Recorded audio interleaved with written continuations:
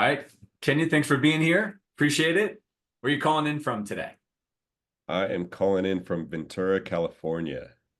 All right. So you were with Rincon Property Management, correct? Yeah. Give us a little background on company size, how long you've been there, and ideal client.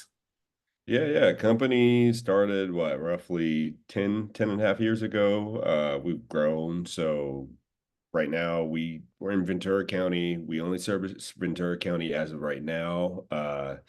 And our company size, I think we just hit 15 employees. So a decent size, and we manage just around 390 doors. And I've been in this role for just about a little over 2 years, 2 years and some change. Yeah.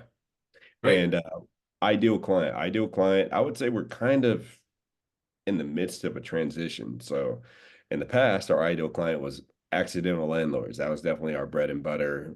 Coming in, explaining. If you go to our website, you'll see we do a lot of education, a lot of video, a lot of things that like kind of transition somebody from, okay, this is my first time ever doing this, to try to transition them to an investor mindset. I would say as of lately, we just analyze our portfolio, but it's about 50 now. I would say half, 50% accidentals, 50% investors. We're definitely trying to transition over to having our ideal client be investors, similar to like other markets like the Midwest, other areas. Our average client and portfolio size is about 1.3 properties. Ideally, I would love to get that up to be two or three. So, my work only just grows and the company grows longer. But yeah, our ideal client right now is about a mix between accidental investor, but we are pushing towards investors. Oh, that's great. It's good share. So Ventura County is California, Southern California, right? So you are, if my memory serves me right, you're like 30 minutes north of Los Angeles or 40 minutes, or is it With further? traffic is probably an hour Yeah. because there's so much traffic. Yeah. So Yeah. on the coastline, you go up from Los Angeles. We're between LA and Santa Barbara. Yeah. But it's about 30 depending on where in LA, it's probably 30 to 50 miles. Got it. And so on the coast, but a far drive if you are late for an appointment, which I'm sure, which makes sense. Yeah, Why yeah. we work in Bunch Ventura. of bunch of traffic forming for no reason. Yes, that's always the way it is. Okay, great. So you've been there 2 years. Mhm. Um, how many doors do you think you've closed in those 2 years, just roughly? Probably between 200 to 250. Okay, that's great. Yeah. So, So brought on a good amount since started with the company, and noticed like big changes, especially how the company is growing. yeah. All right. So want to ask about that and the changes, but just reflecting back on that, what are some of the things that you think have worked well for you over the last 2 years that like you've leaned on that have brought on those doors? I think my sales approach and just me as a person, my biggest thing is trying to understand the product that Rincon offers, because our product, I mean, and if you look at our market, our competition, um, we're probably one of the most expensive overall. Like a lot of our competitors, specifically, we're talking about certain fees. They've eliminated a leasing fee, and our company, that's not happening. So it's really on educating people and providing them the raw data on like why I consider us the best. And the hardest people to convince that to is accidentals, because they never experienced it before. So really just standing by the product that we offer, and then understanding the end user, the customer, understanding their property, understanding their long-term goals. And that's how I think I'm able to develop a connection instead of treating it like a transaction. That's great. So one of the things I heard from one of my coaches that works with you is you were working to reduce the overall sales cycle at some point. Like, so I just even heard you when you answered that, you said education and the website. I do, I know that a lot of our clients are playing the education game. They're going after people who don't really know what they're looking for. They don't even know how to value the product. Like, imagine somebody shopping for a car who had never even like seen a car before in their entire life. They don't know what they've never been in a car, necessarily. And they're like trying to understand that. That's a good analogy that one of my clients used, and I probably didn't do as good of a job as he did. but it's like they're calling you and they're like, I don't know what I don't know, you know? Yeah. So I heard that you did some good things, or you've been working on some things to shorten the sales cycle. Can you tell us about that? Yeah, it's a lot of content on we put it out there. We're an open book, fully transparent company, but one, it's about pricing. Two, probably a lot of articles on what to expect with property management companies. I always tell people when they tell me they're vetting, I even try to give them a playbook or like a script on here's the most common questions, here's what you should look for, here's the standard response time for a property management company. So I want them to know what to expect because they don't know, they don't have expectations. And if you set those standards, they can see right away, like, this is what I should expect and this is what I'm not getting. So those are ways to help us stand out. And overall, I would say about half the clients, I'm able to shorten my time by finding out what they're looking for. And I already can provide them with articles, research, videos after like following up with the discovery call. So that really, really helps. And then other times I get customers who do their own research, which I mean, ideally that's the perfect world. They come in, you already did your research. Instead of spending that time trying to talk to you about it, you already know, so we could skip to the next step. So I think with our company education, it's never going to go away. It's as we transition over to the investor side, that's where we're going to just start producing material regarding around that. All right, so that's really interesting. So I took away from that. One of the things that we want to educate the market on is standard response times from a property manager. It won't be 5 minutes. You won't necessarily have your property manager's cell phone, and you won't get an answer no matter where they're at any given time. And if you need something, you know, maybe like 1 to 3 hours or 1 to 3 days or whatever it is, which I think is great. What are some of the other things that you focus on where you're like, hey, if you've never done this before, here's the standards that you should expect? What are some other areas that you're educating the client on? Yeah, biggest thing is the market, of course, like what I'm seeing. So we do it on a quarterly basis, and I think we're just about to roll one out soon, based on changes that we're seeing in our market. Um, Rent ready condition. So, I mean, we hold a standard properties. We want them all to look in the best shape, the most presentable. And sometimes I get clients who may not think that carpets need to be replaced, or they think the paint's fine even though there's some blue pink color walls. So just trying to let them know the most uniform it can appeal to the masses, the better for them long term wise. A lot of times in my area, just because the cost of living, somebody may have a very high mortgage, so explaining like other things instead of just X's and O's for, okay, here's my rent, here's how much you take, and this is my take home. It's like, okay, let's look at, you know, somebody paying off your mortgage, how your home appreciates, tax benefits, other things that aren't just visible right away that I can go ahead and start educating these people on. So those are big things that I like to focus on. And then, of course, time. Time is huge. California, notoriously, it's tenant-friendly state. And when we come to our county, there's some cities that are even more strict than California. Specifically, there's one, I won't go too into detail, but there's a city, Oxnard, which if you're a tenant, say, Jeremy, you had a house and I'm a tenant, and for some reason the market's crazy, you want to sell or you wanted to move back in, you have to pay me to move out, which is either $5,000 or 2 months rent, whichever is greater. On average, 2 months rent, the average rent in our county is about 3,500 or higher. So it's a lot of money just to get somebody out. Yeah. Okay. So you're speaking my language. You're sharing the benefits of the multi-dimensional benefits of real estate investing. So it's not just the spread between your expenses and your cash flow. Cash flow is definitely a benefit of real estate investing. But like you said, somebody else is paying your mortgage off. And then you've also got appreciation. You've also got tax advantages. So I love that. So you're basically educating accidental landlords on the benefit of real estate investing, which we talk a lot about. So spending my own words for the writer, Kenya, because that's what we do on these. I wanted to use that kind of language. Yeah, yeah. But yeah, I love that. But I also love what you just, you were saying before about, the market, right? So you're going out there and you're letting them know what to expect and like what they should expect in the market right now. And don't listen to your friends and your neighbors, right? Like Sounds like you're getting on the phone. Like, I don't want to put words in your mouth, but what I think I'm drilling in on is like somebody's calling you and you're like, hey, I don't want to just talk about my service. I want to talk about what the market's like right now. And you're acting as a trusted advisor from the time they get on the phone with you. Do you want to elaborate on that? Yeah, I can give an example. So I am working with an investor right now. They're buying a property in this small town. It's in the mountains. It's called Ojai. It's really, really nice. A very niche market. You have the average home price or rental price probably 4 to 5 thousand. There's some homes up there that go furnish rentals 12 to 20,000. I don't know how people afford it, but Well, if you they figure it out, you they let are. me know, can you? Yeah, I know. If you figure it out, you got to tell me.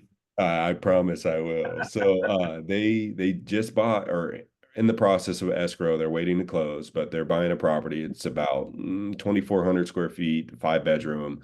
The average rental price I wanted to close them on is right around 6,000, which is still extremely high. And their mortgage lender sent them another property nearby that leased recently for 12,000. So huge difference. Yeah. And instead of just saying no, we can't do that or anything, I stand by my philosophy, and my biggest thing is to educate them on why this property went for 12,000. So looking at multiple things, the MLS, I was able to see that property on Zillow, or just to their eye, they just see a normal house. But when you go and look at realtor notes, everything when they close, it's actually three properties on one, and it has a pool, and it has a half acre, and it has horse property. So all these things, and then of course it's a furnished property that's renting month to month. So they see one close price. Well, maybe one person need access to it for a month, and they close it out on that. But that's the difference between short term and long term. So these are my big things I tell clients on, and I let them know, like, again, I want to get you the highest dollar amount, but also I don't want your property to sit on the market for 3 months with 3 months of lost rent, because you're going to lose way more money essentially than trying to just get this high dollar amount. So that was one of the few people that I'm able to like talk to, and then of course bring them back to, okay, this is realistic. He knows, he experiences this. It's perfect. Great example. Okay. So I've also heard that you've been doing some interesting things with outbound and going out and building a list and talking to potential people. Tell me about what's been working for you on that. Yeah. So there's some new things I've been rolling out too. So one, I've built out an extensive realtor network. I take care of my realtors, so a lot of times they have clients looking for rentals. It doesn't matter what they need, I'll help, because again, it returns to me. They send me a lot of referrals, which is nice. So realtors are the best one. I've talked to brokerages. Right now, I've been going to a bunch of estate planning attorney like networking meetings, anything like that. I'm trying to maybe join a board right now to see like any type of lunches that they have, just more face to face, because that's the best way that could just introduce and learn who I am. But there's a couple, about two estate planning attorneys that I know that come across um, an estate that comes through, maybe somebody passed and their kids get it, they don't know what to do. So I want them to just think of Rincon first, especially if it's, they have a good portfolio. That would definitely help, instead of most people think immediately I want to sell. So that's one. We've been doing mailer campaigns, which we're actually about to start our next one. The first one, we looked at our county specifically for owners who own between two and, I want to say it's like a hundred properties, and we sent out a mailer. I think we had around a 1% response rate. And the big thing I noticed, which we're working on, is our company is very tech. So we have everything that you need to access is online. Well, in our county, because a lot of people who own a lot of properties, it's old money. So who are these owners? They're very, very old. They may not use the internet. They don't have email. So we need to be able to appeal to them. So I've gotten some responses, and they're like, oh, can you mail me what you have? And I'm like, well, we don't have anything like that, but we need to create it. So that's a whole new target. When we roll it out again, they're getting a little bit more granular on what we're looking for in the messaging. That's a huge part. And then lastly, because of our market right now, what we're seeing, I see a lot of in our county, out of total rentals, there's about 60% on average of self-managing landlords. So people who just don't believe in property management, or they just never tried it. They think they could do it themselves. So I'm seeing a lot of stale listings on the market, and what I've been doing lately is targeting, calling those, and just not trying to pitch them to sign up with us, just asking them about their experience and seeing what I can see pain points and finding a solution, whether tenant placement or they're just tired and they might retire soon and they don't want to deal with it. Maybe we could take in over or just build that relationship so I could put them in a passive nurture campaign. I love that you're bringing this up because I'm a big believer in everything you're saying. We want to meet these people before they go out to Google and they look for a property manager, right? Everybody like, Kenny is my guy. I already know this guy. You know what I mean? But Yeah, like, yeah. what are you saying to them? Like, what's some of the language? Like, how are you building a relationship with them to not make it just feel like, do you want to hire us as a property manager? Like, what do those conversations look like when you start talking to these people? Yeah, yeah. So the other day I was specifically like if we call like the stale listings, I'll look at properties. So there's a property right now, like our leasing team, we're doing price reductions. We're doing it on our end. And when I call the people, I don't want to say, oh yeah, we're killing the market. We're renting in X amount of days. I don't want to like them to come over and then we're doing the same thing. So I just come in from a standpoint, just trying to be an advisor. So I talked to an older gentleman. He had the property. Tenant rented it out for I think 2 or 3 years, but he was trying to get a little bit more, and the market was definitely not saying that. So I just told him who I am, not trying to. Right away I was just like, hey, I seen your property on the market. We recently closed one right by, and I just wanted to ask you how everything was going. You kind of little guarded, but opened up to me a little bit, and then asked him about experience. Like, oh, I know previously it looks like you closed at this price. What's your intention? Are you trying to get the same price or do you think the market? And then he was like, no, well, what do you think? And then I'm like, I'm happy to run a rental analysis, but this is what we're seeing in the market. We actually have this amount of properties on the market. And I'm not sure if you are aware, but this is how many properties on the market compared to last time when you rented it out. So it's a lot more. So really explain the, economies of scale, supply and demand, and told him like, if your goal is to rent it in a timely manner, especially without doing updates, um, you probably should do a price reduction. Or if you need help, I'm happy to come in the picture. So definitely wasn't trying to make a decision right away, but it opened the door for something potentially. So I sent him some marketing material and gonna go from there. That's great. So for so many years, everyone's like, hey, I can get your property rented faster. I can do this and get more money. And what you're seeing in the market right now, which you and I were talking about before we started recording, was it's harder. It's just taking a little longer to find tenants. There's reductions. So you're confident enough to outbound an owner and then tell them, hey, even we're struggling. Like you're not looking at that as a weakness. You're looking at like these are my words, not yours, Kenya. Don't Yeah. wait. You agree or disagree. But you're like, hey, market knowledge is market knowledge. Like, and I am like I always say this, like if I'm managing 300 properties in your market and you own 19, I probably have more market data than you do. And so let me just share that with you. And so it's powerful to be like, hey, I may not necessarily come in and just get you $500 more for rent than you would have, or get you 3 days less on the market than you would have. But I'm going to make sure you don't end up in that bucket where you sit idle for 3 months, for 4 months, right? Or you don't overprice the property into a point where nobody looks at it. So I find that interesting. Like, and I don't want to put words in your mouth, but you're like, all outbound people without this, rainbow and unicorn landscape of like, hey, I'm going to get you $1,000 more than you can get for the property, or I can get you, like a 2 day, 2 days I'll have you a tenant. You're like, hey, I just want to call and making sure you know about the market, making sure you know that this is all based on data. This is what we're seeing, right? And you're just like, you're building a relationship with just facts is what I'm taking away from this. Yes, yeah. And then the nice part is sometimes might not close them, but the next time they come around and they're thinking about it, oh, Kenya provided me, so they'll come back. So I've had that happen too. Like a year in, I did it, and then now I had some people come back to me. So I was even able to close a couple people just like that. But yeah, I'll even give them insights on how their marketing photos are placed, or even we as a company, we're now trying to roll out incentives. So instead of doing a price reduction, every $100 is $1,200 per year. Why not just give a little off the first month's rent? It's more enticing for somebody moving with all their expenses, but you lock them in. So those are things that we definitely trying to do instead of just keep coming back to owners on, hey, market's not there, let's reduce the price. So just trying to be proactive with the whole situation.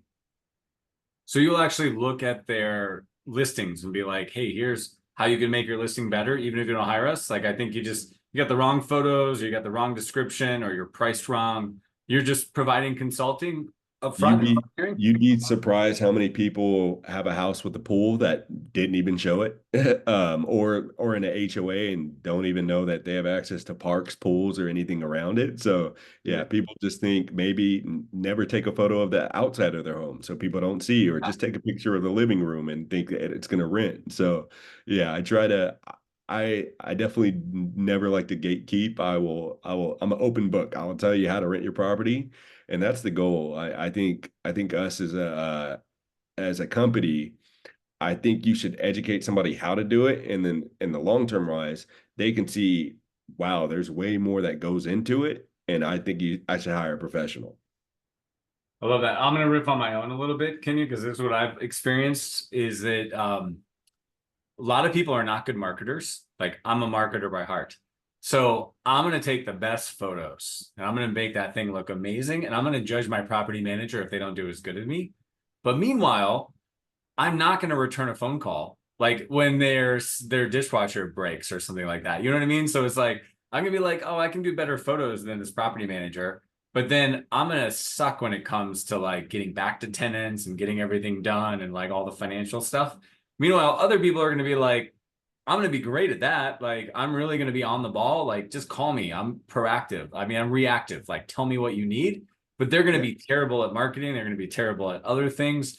And so I just think that's the thing that is so hard for self-managers to understand is how complex the rainbow of services that we offer as a property manager, right? Like, it's a portfolio of services. I joke all the time in my videos, you probably heard me say. It's just something we made up so we can tell people at a cocktail party what we do, because it's like financial, it's marketing, it's accounting, it's customer service, it's real estate, and it was like all these things. So I love what you're saying, and I just think we just never know. The person's calling us, and they're going to probably over focus on the thing that they already do well, and they're going to be like, "Oh, I can manage, and I'll answer the phone calls, and I can like manage the tenant." And they've never thought about what you just said. They never, like, they're the guys or girls that are going to take a photo of the living room in a house with a pool with a beautiful view. And they'll be like, I took a photo. Like, I checked the box. Like, of course they're going to rent the property. So I just think it's so great that like you're helping them see the blind spots, if that makes sense. That's definitely the goal. Like education, I mean, mainly if somebody's done it themselves, every conversation's different. But I really think the big thing is just showing them the full picture and they realize, wow, there's way more that goes into it. Yes, there is way more that goes into it for sure. Okay. So I love that outbound. I'm taken away from what the question I asked you. I got a little side rail there, which was actually really, I think, beneficial. But I've been told by my team, and I'm seeing you're playing the long game. You're not like, hey, it's August 1st, and I want to close you by the end of August, right? You're planting seeds, right? That's what I'm seeing you do. You're like, hey, let me give you advice. And you said when the next rental cycle comes around, now you've had 2 years of this and you've seen it pay off. But am I right? It sounds like some of your success is like you're playing the long game. Yeah. I think that's the biggest success because if somebody, again, let's just say, go back to the car scenario. You are a car guy and you bought plenty of cars, but now there's this whole new market coming out and it's EVs. And it's like, most people who are car enthusiasts probably don't know really too much about Teslas or other EVs. And I come to try to pitch you an EV, you're going to be like, oh, guarded. I already know about cars. I don't want to go over there. So I think that's how property management is something to these people. They just kind of see us as rent collectors where we're coming in and doing what they already know how to do, but they don't know what to do or what happens if there's a problem. If for tax reporting, like, people don't realize like how important a W-9 is, or just all the things, if they did a huge turnover between the people and they don't even know that they should have kept all the receipts and all the information when it goes to the tax guy. So I have a lot of these conversations with people, or like our bread and butter like is multifamily, you know, it's like how are people, most owners I know with multifamily in our county, they just pay for utilities because they don't want to like deal with it with the tenants. And it's like, how about instead of you paying utilities, we put it on the tenant, and then the fee that you were paying is property management. Now you don't have to deal with it. So there's it's a lot of things that go into it. And yeah, my goal is with that specific one, maybe I can close them if I find out it's right, but I'd rather, yeah, play the long game, build the pipeline, and then even with other owners, people, it's like word of mouth travels. Hey, you're having an issue? Well, I know of a guy I trust. He didn't try to just push his product on me. It's like he's actually a resource. Yeah, love that. That's that's a competitive advantage in all of its own right there that nobody else will do. Yeah. I mean, I don't even say it's like today. I feel like we're always living in an instant gratification society, right? Anybody that can think just a little bit longer than anybody else. We're not even talking like 10 years. We're just talking about like a year or 2 years. It's a competitive advantage for sure. So I love hearing that. Um, we try to sell that way, and I'll just be honest, like people are not ready for that. Everybody wants the easy button. They want the diet pill. They want the instant gratification. They're like, yeah, like you can get me the result I want, but I don't like the way you get it. Like I want it quicker. It's like, Yeah. No, you know what I mean? Like that's all we know. my philosophy is I'd totally rather like, yeah, I can close all these properties right away and it's a one-stop transaction, or I'd rather just build these connections and those 20 connections could turn into 100 properties, you know? So it's not translating now, but I know it will return in the future. Agreed. I know it will. All right, so I just want to end by looking back and looking forward a little bit. So what'd you do before this role? You didn't have another BDM job, did you? No, yeah, I'm new to the industry. I went to school and I was working sales jobs. I was working for a bank for a while because my undergrad is in finance, and I didn't want to go a financial career, so I went back to school. I ended up getting my MBA, and I met my wife while in college, and she's Southern California, so I wanted to move down. Well, I was like, okay, I need a job, so I found out Amazon. Amazon was opening a huge, almost 1 million square foot warehouse facility. So I ended up luckily getting a management job there, relocated down. I got to travel a lot while the building was being built. So met a whole bunch of people, traveled a whole bunch of places. And then finally building was launched. Ultimately, I don't know, Amazon works you. So I was working about 14, 15-hour days, maybe 5, 6 days a week. And I'm like, my body hurts. So I start looking out in the open market.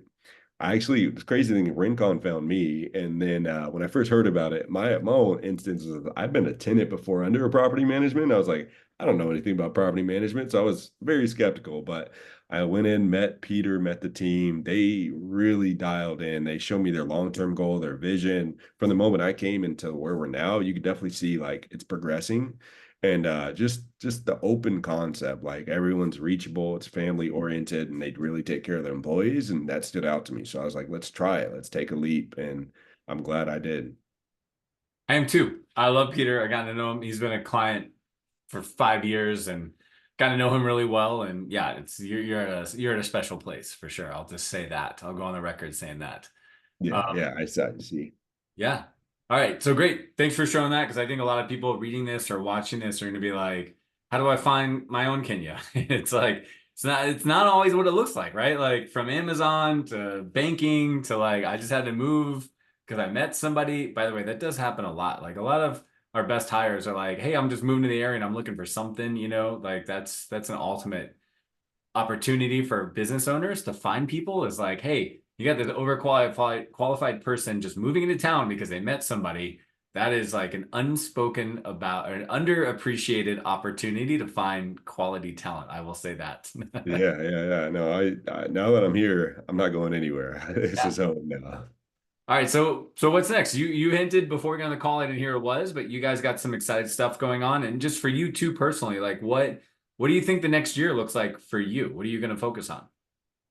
Yeah, my biggest thing is well, one, our company, we're growing. We rolled out a new program. I don't even know, maybe somebody else in Skill Club does this, but we have this house hacking program, so I'm making a real big push on it. What we're basically doing is renting out entire house, but by the individual room. Yep.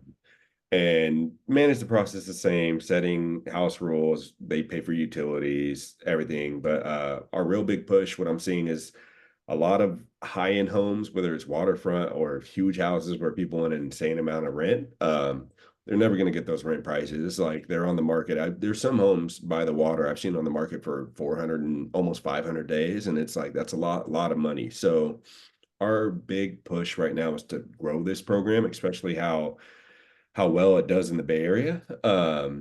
We want to show owners, and the investors eat it up, but the accidentals, they have the sentimental connection to it, and they're like, oh, people are going to trash it, and a whole bunch of like guardedness. So our big goal is to really want to get one of these properties, and then I want to show them how you can make a 3 bedroom with an office or a loft to a 4 bedroom, and really show them like, okay, well, you're worried about rent prices, and this is how much you can pay, and this is, we have roughly 10, 12 clients in it right now, but I want to, like, by end of the year, I want to double triple that, and then really start to make more marketing videos to get it out to the people, so that way they know. Because most people I call, they see it, they see our website, they see like articles about it, but they don't physically see it. So I think if we were able to go in, do some videos, show it the setup, and show how we do it, that's gonna really take off. And then yeah, that's definitely our big push, because that rolled out at the end of last year. Okay. Got it. So kind of rent by the room type of, which is, I know it's been in metropolitan cities like LA, Vegas, New York, like that's been around for decades, right? But like in more rural environments, like it does seem like crazy, but I mean, as rent goes up and I Ventura County is very expensive, I can imagine that it's going to be right there, The affordability too is very like for cost references, the average, I don't know, a studio or an ADU probably we can rent for 400 or 500 square feet, probably $2,000. The rent by the room option, our average room rental is about 1,200 bucks. So to be able to afford that, you still have common areas, they're furnished. So our goal is to transfer people with short term that are struggling right now to this program, because it's an easy transition. It's definitely my target going forward. And you're probably in a nicer part of town, nicer neighborhood, right? You're getting access to an area that you would never like, even if you want to compare it square footage, apples to apples, you just wouldn't even have that ability. Like there is no studio in this amazing part of town. It's like 3 bedrooms, 4 bedrooms, right? So like it wouldn't even exist. You would have no option. So it's not Yeah. just just an apples to apples comparison in my mind. And I don't want to be putting words in your mouth, but I've seen these programs. I'm like, you're unlocking a part of town and a neighborhood and a lifestyle that you wouldn't be able to get, as a single person looking for a studio. Yeah, there's so many college students, young professionals that either, they look at these websites. There's definitely people out there doing it, but there's no professional entity in the middle. So it's just kind of like, do I want to start paying this person? Or, like, what happens if something goes sour? It's like basically you against the owner. So it's like, it's a better thing if you have a management company. And I mean, so far what I'm seeing is there's no other company that has this on their scope of radar. So our goal is just to become the experts in this, and then let this grow over time. All right. And am I okay sharing that? It's Yeah, not like, absolutely. okay, great. All right, Kenya, I really appreciate it. Any parting thoughts, shots? What advice would you give to somebody who's, a new business development manager, or even a owner who's got a new business development manager? Like, share your experience, because you've done really well in the last 2 years.